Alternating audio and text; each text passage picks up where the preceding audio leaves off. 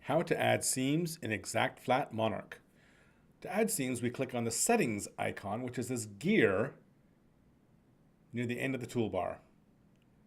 In there, we have a variety of settings, and under Rhino options, you can see the ExactFlat settings options.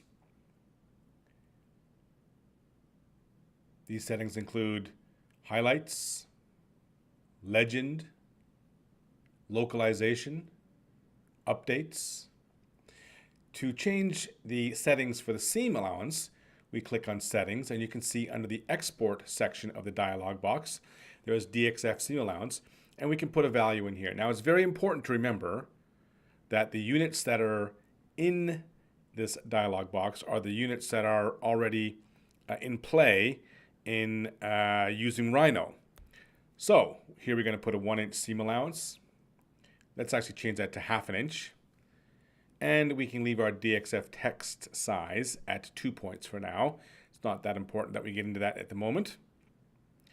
And when we're finished, we just simply click OK.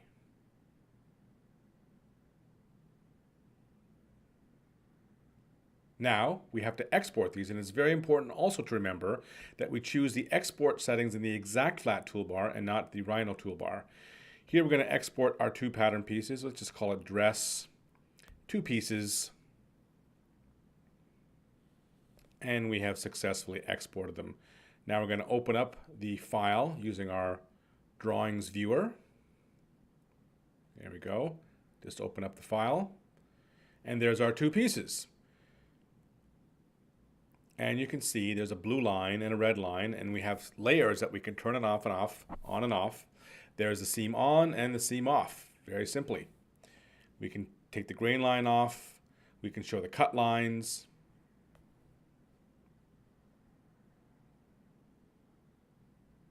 And if we zoom in, let's just zoom in a little closer here, we can see the pattern piece edge and the seam edge shown in red and blue.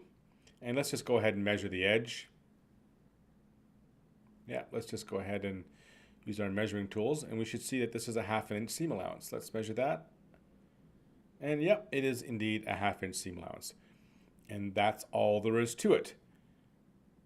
This has been how to add seam allowances in ExactFlat Monarch.